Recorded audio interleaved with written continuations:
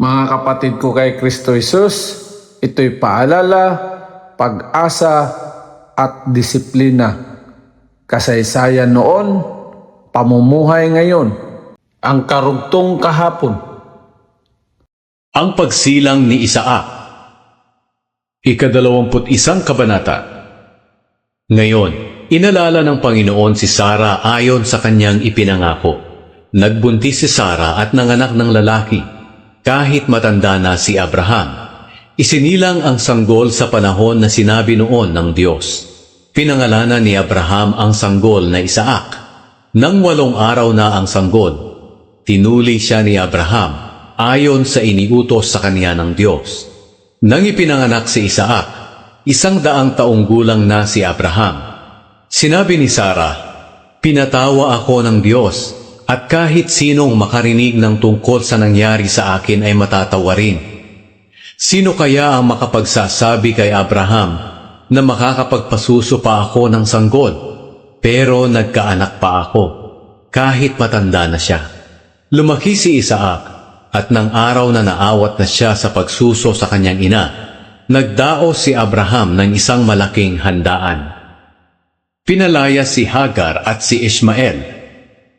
Isang araw, nakita ni Sara na tinutokso ni Ishmael si Isaac. Si Ishmael ay anak ni Abraham kay Hagar na Ehipsyo. Kaya sinabi ni Sara kay Abraham, "Palayasin mo ang babaeng alipin at ang anak niya, dahil ang anak ng babaeng alipin ay hindi maaaring makibahagi sa mamanahin ng anak kong si Isaac."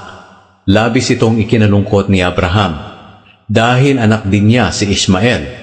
Pero sinabi ng Diyos sa kanya, "Hindi mo dapat ikalungkot ang tungkol kay Ishmael at kay Hagar. Sundin mo ang sinabi ni Sara, dahil kay Isaac magmumula ang mga lahi na aking ipinangako. At tungkol naman kay Ishmael, bibigyan ko rin siya ng maraming lahi, at magiging isang bansa rin sila, dahil anak mo rin siya." Kinabukasan, maagang kumuha si Abraham ng pagkain at tubig na nakalagay sa sisidlang balat, at inilagay niya ito sa balikat ni Hagar. Pagkatapos, umalis si Hagar kasama ang kanyang anak. Naglakbay sila sa ilang ng Beersheba na hindi alam kung saan sila pupunta. Nang naubos na ang kanilang tubig, iniwan niya ang anak niya sa ilalim ng isa sa mga mababang punong kahoy, at lumakad siya na may layong mga 100 metro mula sa kanyang anak. Doon siya umupo at umiiyak na nagsabi sa kanyang sarili, "Hindi ko matitiis na pagmasdan ang kamatayan ng anak ko." Ngayon narinig ng Diyos ang iyak ng bata. Kaya sinabi ng anghel ng Diyos kay Hagar mula roon sa langit, "Ano ang gumugulo sa iyo, Hagar? Huwag kang matakot. Narinig ng Diyos ang iyak ng anak mo. Tumayo ka at ibangon mo ang bata, dahil gagawin kong malaking bansa ang kanyang mga lahi." Pagkatapos, may ipinakita ang Diyos sa kanya na isang balon. Pumunta siya roon at nilagyan ng tubig ang sisidlag niya. Pagkatapos, pinainom niya ang kanyang anak. Hindi pinabayaan ng Diyos si Ishmael hanggang lumaki ito.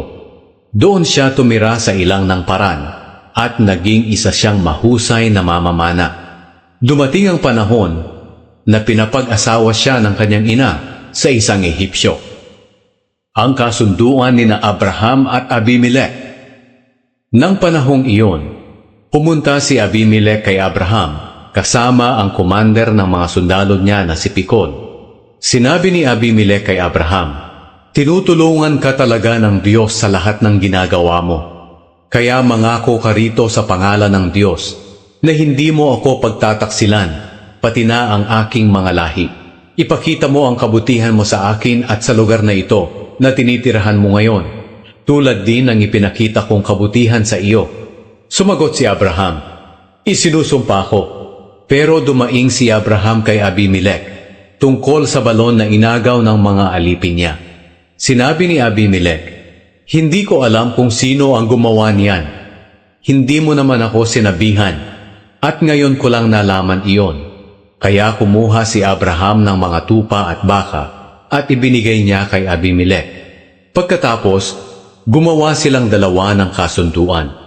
Kumuha rin si Abraham ng 7 babaeng tupa at ibinukod ito. Nagtanong si Abimelech, "Para kanino ang 7 babaeng tupa na ibinukod mo?" Sumagot si Abraham, "Tanggapin mo ang 7 babaeng tupa na ito bilang katibayan na ako ang naghukay ng balong iyan." Dahil sa sumpaan nila, ang lugar na iyon ay tinawag na Beersheba. Pagkatapos ng sumpaan nila roon sa Beersheba, bumalik si Abimelech at si Pikol sa lupain ng mga Filisteo. Nagtanim si Abraham ng isang punong kahoy na tamarisko roon sa Beersheba at sumamba siya sa Panginoon, ang Diyos na walang hanggan. Nanirahan si Abraham sa lupain ng mga Filisteo sa mahabang panahon.